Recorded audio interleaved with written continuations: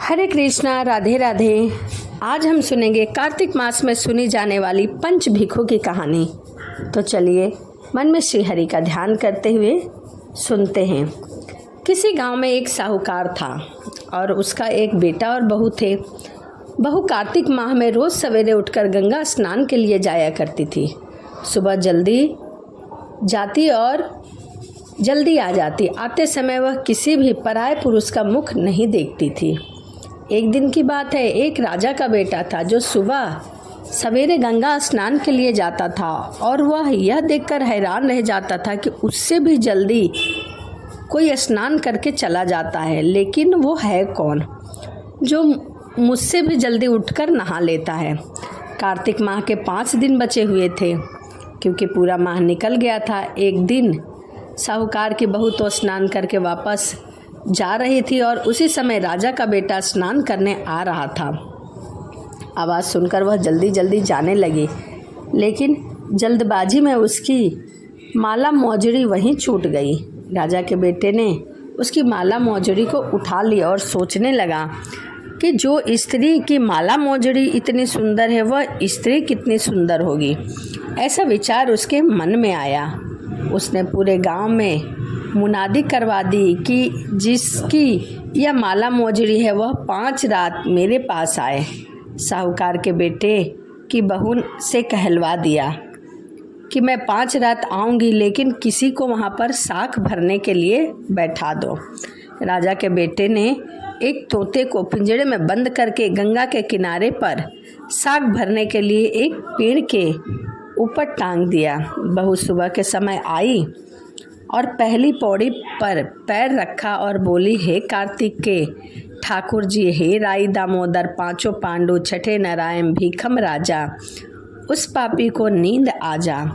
राजा के बेटे को नींद आ गई। बहू नहा धोकर वहाँ से चली गई। जब जाने लगी तब वह तोते से बोली, सुआ सुआ तेरे गल डालूंगी हीरा, मेरी साख भरियो वीरा। सुआ बोला कि कोई वीरा भी साख भरता है क्या?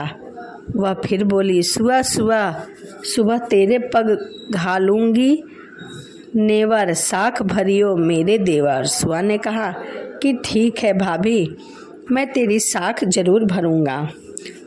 वह तो कहकर चली गई। कुछ क्षण बाद राजा का बेटा हड़बड़ाता हुआ उठा और नदी के किनारे आया। आकर सुआ से पूछा कि सुआ सुआ क्या वह आई थी और वह कैसी थी? सुआ बोला, हाँ आई थी। आभा की बिजली थी, होली की सी झल, केला की सी कामने, गुलाब सा उसका रंग। अगले दिन राजा के बेटे ने सोचा कि आज मैं अपनी उंगली में चीरा लगाऊंगा जिससे कि मुझे नींद ना आए। अगले दिन राजकुमार उंगली में चीरा लगाकर लेट गया ताकि दर्द से उसे नींद ना आए। और वह आई और भगवान से फिर उसी तरह से प्रार्थना करने लगी कि राजकुमार को नींद आ जाए। जैसे ही उसने भगवान से प्रार्थना किया, राजकुमार को फिर से नींद आ गई। वह गई, स्नान किया और स्नान करके वापस चली गई। सुबह राजकुमार ने फिर तोते से पूछा कि क्या वह आई थी, तो तोते ने फिर से वही सारी बातें दोहरा दी। अब राजकुमार बोला कि मैं तो आज रात को आँख में मिर्ची डालकर बैठूंगा ताकि मुझे रात को नींद ना आए। बहू फिर स्नान करने आई और प्रभु से प्रार्थना किया जिससे कि उसे नींद आ जाए। राजकुमार ने तोते से बहू के आने की बात पूछी, फिर तोते ने बता दी। राजकुमार फिर सोचने लगा कि आज मैं बिना बिस्तर के ही बैठूंगा और रात को बिना बिस्तर के बैठ गया तब वह स्नान करने आएगी तो मुझे ज़रूर पता लगेगा। साहूकार की बहू आई, फिर उसने भगवान से प्रार्थना की और राजकुमार को नींद आ गई।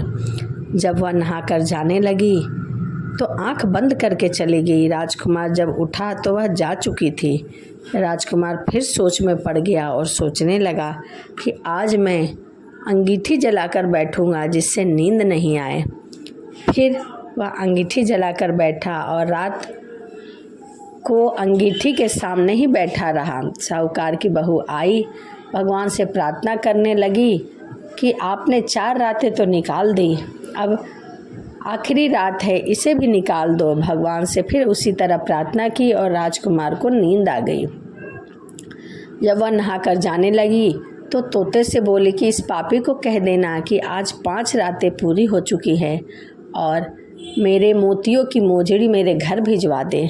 सुबह राजकुमार की आंखें खुली तो उसने तोते से पूछा कि क्या वह आई थी और उसने अपनी माला मंगवाई है। यह सुनकर राजकुमार सोचने लगा कि वह तो सच्ची थी, तभी तो भगवान ने भी उसकी सत रखी।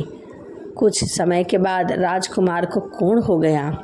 राजा ने ब्राह्मण को बुलाकर पूछा कि मेरे बेटे का शरीर क्यों जल रहा है और कैसे ठीक होगा। ब्राह्मण ने विस्तार से सारी बात राजा को बताई कि इसने क्या क्या किया था।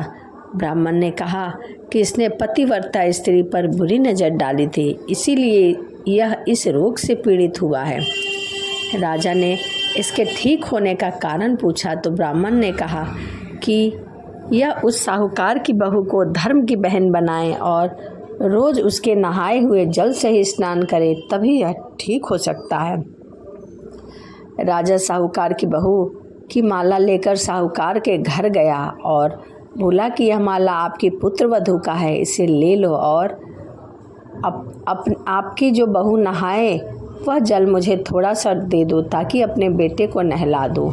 साहूकार बोला कि वह तो किसी भी पराये पुरुष का मुंह तक नहीं देखती, आप इसे इस नाली पर बिठा दीजिए। जब मेरी बहू ऊपर नहाएगी तब नीचे की नाली से पानी आएगा जिससे आपका पुत्र नहा लेगा। राजकुमार ने ऐसा ही किया और कुछ समय बाद उसका शरीर चंदन सा हो गया। तो यह पंच भिखु देवता की कहानी है। हे पंच भिखु, देवता जैसे आपने साहूकार की पुत्र वधू का सत्य रखा, वैसे ही सबका सत्य रखना, सबकी मनोकामनाएं पूर्ण करना। तो यह पंच भिखु की कहानी है। यदि आप पूरे कार्तिक मास स्नान नहीं कर सकते तो लास्ट के 5 दिन भी यदि आप स्नान करके और पंच भिखु की कहानी सुनते हैं तो आपको पूरे महीने का लाभ प्राप्त होगा। तो चलिए इसी के साथ वीडियो को समाप्त करते हैं और मिलते हैं अगली वीडियो में। सभी को राधे राधे, हरे कृष्णा।